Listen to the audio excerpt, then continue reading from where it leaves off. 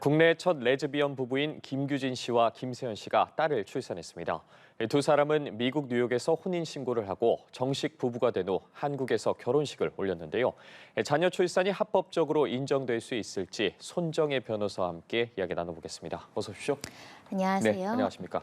국내 첫 레즈비언 부부가 딸을 출산했다는 소식이 전해지면서 과연 합법적으로 인정이 될 수 있을지 이 부분에 대해서 관심이 쏠리고 있거든요. 현행법상으로는 어떻습니까? 일단 현행법상으로는 이 동성 커플이라고 말씀드리겠습니다. 이 동성 커플의 어떤 결혼을 합법적으로 인정할 수 있는 수단은 없습니다. 우리나라에서는 예. 과거에 동성 커플이 한 혼인신고 사건에서 각하 결정을 내려서 여전히 동성 커플은 혼인신고를 할 수가 없고요. 그러면 결혼을 했다라고 미국에서는 신고했지만 국내에서는 법률 제도로 결혼관계를 인정해 줄 수는 없습니다. 예. 현재는 동거하는 상태로 보는 것이 법률적으로 맞지 않을까 생각이 들고요. 다만 그중에 한 명이 이제 딸을 출산했고 출생 이후에 이 딸이 가족관계 증명서로 엄마에게 올라가는 것은 모두 다 합법입니다. 다만 이제 다른 배우자로 이제 이야기되는 부분의 가족관계 증명서에는 올라갈 수가 없습니다. 우리나라는 출생신고를 할 때 엄마를 기재하거나 아빠를 기재를 해야 되는데 엄마는 엄마만 되고요. 아빠는 여성이 될 수가 없기 때문에 예. 일단 이 아이의 엄마는 이 출산한 산모가 되는 것이고 아빠는 법률적으로 부재한 상태가 되는 것이기 때문에 출생은 했지만 이 아이의 아빠는 현재 부존재한 상태로 남아 있을 수밖에 없고요. 그러다 보니까 이제 각종의 사회복지 제도이죠. 합법적인 가정 내에서 각종의 사회보장 제도가 여러 가지가 있는데 일부는 복지 혜택을 받기 어려울 수 있습니다. 예. 자, 말씀해 주신 이런 제약들 때문에 좀 인공수정을 하기까지의 과정도 쉽지 않았다고 하더라고요. 거주하고 있던 프랑스에서 시술을 받을 예정이었지만 결국에는 벨기에에 넘어가서 시술을 받았다고 하더라고요. 네, 프랑스나 뭐 영국, 벨기에 모두 합법화되어 있습니다. 예. 다만 이제 프랑스 같은 경우는 대기가 많다 보니까 벨기에까지 간 것으로 보이고 한국에서 시술 받고 싶었지만 한국은 이 정자 관련해서 시술은 이 산부인과 윤리 지침에 법률상 혼인 관계에 있는 사람에게만 이 정자 시술을 할 수 있도록 되어 있어서 합법 불법에 논란이 있는 부분이기 때문에 외국에서 이제 이 시험관 시술을 했던 것으로 보이고요. 그래서 일단은 벨기에의 한 난임병원에서 정자를 기증받았고 그래서 이제 출생에 이르게 된 사안입니다. 네, 결국에는 국내에서 여러 제약 때문에 외국에서 이렇게 출생까지 이루게 됐는데 지난 2월이었습니다. 이 법원이 동성 배우자에게도 이 건강보험 피부양자 자격을 인정하는 취지의 판결을 내놓으면서 좀 눈길이 쏠렸거든요. 이 부분은 좀 어떻게 해석해 볼 수 있을까요? 동성 커플을 상대로 어떤 사회복지 보장 제도를 법률적으로 인정해준 첫 판례이기 때문인데요. 이 사안도 1심에서는 이제 패소했던 사건이 2심에서 이제 바뀐 사건이고요. 예. 대법원 판단이 아직 남아있기 때문에 확정 전 단계는 아니다 이렇게 말씀드릴 수 있지만 법원에서도 1심에서도 사실혼으로 인정할 수 없다고 했습니다. 2심에서도 마찬가지로 동성 커플을 사실혼, 그러니까 법률혼에 준하는 사실혼으로는 볼 수 없다. 다만 우리 어떤 국가인권위원회법이나 다수의 법률에서는 성적 지향만으로 차별해서는 안 된다. 이렇게 이제 차별금지법들이 있기 때문에 이 사안에서는 어떤 사람이 직장에 다니고 있고 그 배우자는 직장 그 보험에 어떤 피부양자로 등록될 수 있는데 여성과 남성과 동성과 아니라는 차이만으로 이렇게 사회보장 제도에서 배제되는 것은 바람직하지 않기 때문에 예. 평등의 원칙상 불합리한 차별이다 이렇게 판단을 한 것이고요.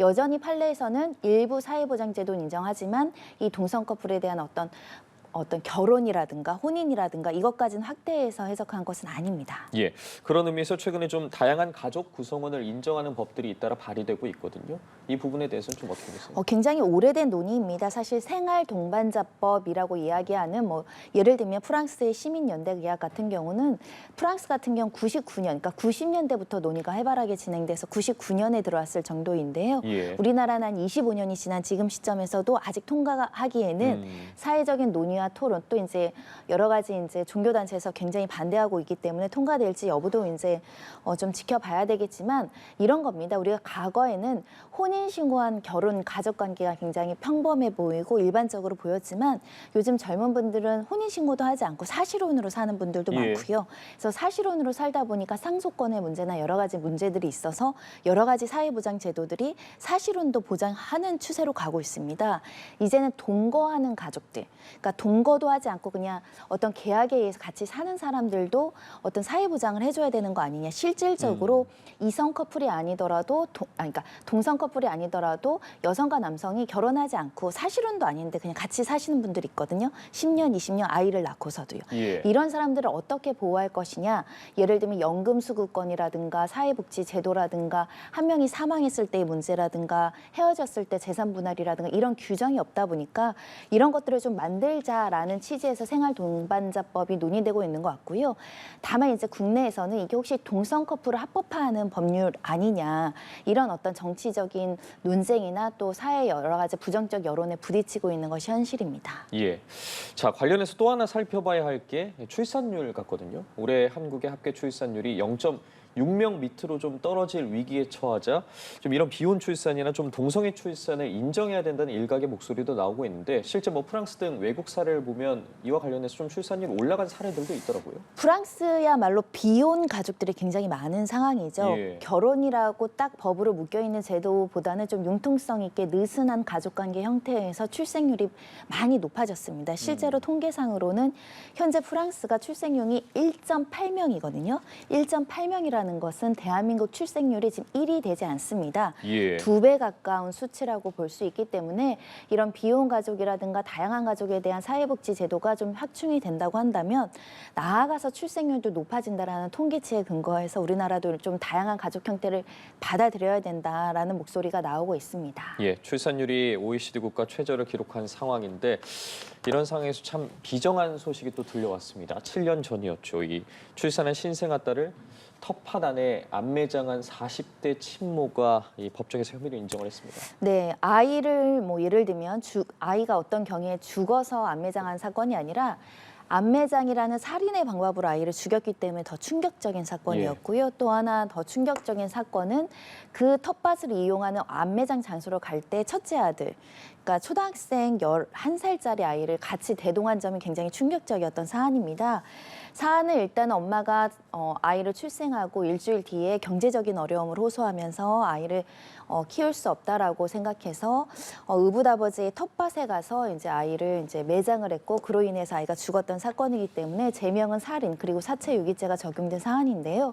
쟁점 중에 하나가 이 아들을 그 장소에 데려갔느냐 보았느냐도 쟁점이었는데 예. 수사기관에서는 부인했습니다. 아이는 보지 못했다, 데려가지 않았다라고 했지만 법원 단계에 있어서는 초등학생 아들도 이 장면을 봤다라는 취지로 이제 자백하고 있는 것이고요.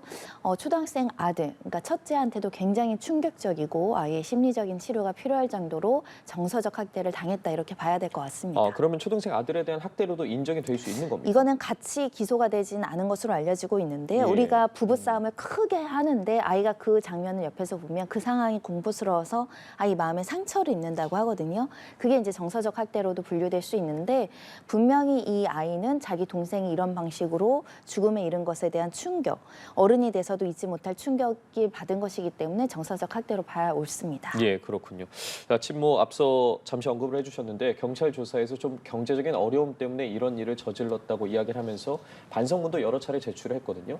이러한 부분이 좀 법원 판결에 영향을 미칠까요? 법원에 8차례 반성문을 제출한 것으로 알려지고 있고요. 그 당시 상황을 보면 남편과는 이제 별거 중이었던 상황으로 보입니다. 범행 당시에는요. 그 이후에 이혼해서 아이를 혼자 키웠다라고 알려지고 있는데 경제적인 어려움이 있다고 하더라도 다른 수단이 있을 수 있죠. 아이를 어디에 예. 맡긴다거나 어떤 사회복지 제도들이 있기 때문에 경제적인 어려움이라고 면피하거나 감경할 수는 없는 사안인데 다만 재판부는 그런 점을 고려할 겁니다. 초등학생 아들에 대해서는 유일한 보호자가 또 엄마일 수 있기 때문에 엄마를 장기간 구속하는 것이 첫째한테 어떤 영향을 끼칠 수 있는지에 대한 고민이 있을 것 같고 특히 우리가 아직까지는 사회복지 제도로 아이들의 어떤 복지 시설이나 이런 것이 있다고 하더라도 불충분하거나 또 부모님 입장에서 믿고 맡기기 어려운 사회적인 한계는 분명히 있기 때문에 정말 극도의 경제적인 어려움을 호소하는 예를 들면 미혼모라든가 이렇게 예. 이제 가정에 어떤 결손이 생기고 경제적인 능력이 없는 엄마가 출생했을 때 우리가 얼만큼 복지 차원에서 지원을 해줄 수 있는지 그런 같은 고민을 해봐야 될 것 같고요. 그럼에도 불구하고 아동학대 사건은 지금 양형이 높아지고 있습니다. 그리고 살인죄거든요. 예. 기본 양형 기준상의 양형 기준이 20년을 넘습니다. 있습니다. 더군다나 태어나서 바로 저항 한번 하지 못하고 아이를 죽였다는 점에서는 엄중한 중형이 나올 것으로 예상이 됩니다. 예, 그 어떤 이유에서라도 정말 뭐 법적인 부분을 떠나서라도 절대 발생할 수 없는 범죄라는 점을 명확히 인식을 해야 될 텐데 이런 가운데 지난해 발생한 아동학대 건수가 약 28,000건인데 이 중 사망한 아동이 50명 가까이 된다고 하더라고요. 굉장히 충격적이죠. 저희가 예. 출생률이 낮다고 출생을 권유하면서도 출생한 아이들을 지키지 못하는 이 현실이 정말 안타까울 뿐인데요. 이 아동학대를 예방하려면 사실 전 사회적인 관심이 많이 필요합니다. 우리가 과거에 좀 폭력에 좀 느슨하고 부모의 체벌권이나 부모의 관리감독권을 중시하다 보니까 또 남의 집 일에 개입하기 어려운 그런 여러 가지 사회적인 현상도 있었으나 지금은 아이 한 명 한 명의 목숨과 안전이 굉장히 소중한 시대가 됐고요. 예. 또 아이를 보호할 수 있어야 또 어려운 환경 속에서도 출생을 결심한 부모들이 또 힘을 내서 아이를 양육할 수 있습니다. 아동학대 감시 체계가 좀 늘어나야 되는 측면이 있고요. 그래서 여러 가지 이제 법률 제도라든가 법 개정이 이루어지고 있는데 빨리 신속하게 통과되기를 바라는 마음이고 예산 과정에서도 아동학대와 관련한 아동 지원에 대한 부분은 정말 신경 써야 된다 이렇게 말씀드리고 싶습니다. 예, 좋은 말씀 해주셨는데 그런데 더욱 충격적인 게 80% 이상이 가정에서 벌어졌고 부모가 이 학대 가해자였다는 점이거든요. 그럴 수밖에 없는 게 어린 아이들은 부모랑만 있고 집에만 있는 가능성이 많기 때문에 그래서 초기 단계에 부모에게 적절하게 아동학대 교육을 시키고 어려운 점이 없는지 복지 사각지대가 없는지를 살펴보는 것이 굉장히 중요하고요. 예. 우리도 일부 그렇게 하고는 있지만 출생 이후에 주기적으로 신생아 집을 방문한다거나 영유아 단계에서 필요한 여러 가지 복지의 어떤 서비스를 받지 않거나 어린이집을 보내지 않거나 학교를 보내지 않는 아이들을 전문가들이 주기적으로 관리하는 게 굉장히 필요하고요. 초기 아동학대 사건이 발생했을 때 심리 상담이라든가 치료 명령이라든가 이런 것들을 실효적으로 해야 되는데 잠깐 하고 말던가 강제하지 못한다거나 또 부모가 경제적인 어려움이 계속 노출되다 보니까 아이도 노출되는 경우가 꽤 많아서 사실 관심이 지속적으로 필요한 부분이지 처벌이 능사가 아닌 사안이 아동학대 사건이지 않을까 싶습니다. 예, 말씀해 주신 것처럼 80%가 가정에서의 부모 학대라고 한다면 이 가정이라는 공간 자체가 어떻게 보면 이러한 아동학대 사각지대가 될 수도 있을 거라는 생각이 들거든요. 대책들 좀 필요해 보여요. 폐쇄적이고 누군가는 개입할 수 없는 공간인데 아이들은 사실은 저항하기가 어렵잖아요, 부모에게. 근데 부모들도 사실은 우리가 아이를 출산할 때 어디 가서 교육받거나 이런 게 없습니다. 예. 아이를 낳았는데 저희도 아이를 둘을 키우지만 정말 어려운 가정이고 인내심도 필요하고 인격적으로 성숙해도 아이 때문에 너무 힘들어서 이제 고통받는 여러 가지 환경들이 있거든요. 예. 그래서 결국은 부모에 대한 아동학대 교육이 굉장히 절실한데 전 부모를 상대로 아동학대 예방 교육을 하거나 이런 건 없습니다. 사실 간헐적으로 지자체에서 어떤 행사를 한다거나 이런 복지시설에서 교육을 한다거나 이런 게 있는데 아동학대 신고자도 늘려야 되겠지만 아동학대 예방 교육도 철저히 해야 되고 여러 가지 컨텐츠나 매스컴이나 언론 보도를 통해서라도 어느 것이 아동학대에 해당하고 어느 것이 아동학대에 이르지 않는 훈육인지 이런 것들을 조금 캠페인 차원에서도 많이 홍보하는 것이 필요하고요. 예. 그리고 특히 아동학대를 신고했을 때 체계적인 시스템, 신속한 시스템 그래야 옆집에서 누군가 맡고 있거나 아이들이 정서적 학대에 시달려서 신고를 했는데 별 다른 후속 대처가 없다. 그러면 신고율도 떨어질 수밖에 없거든요.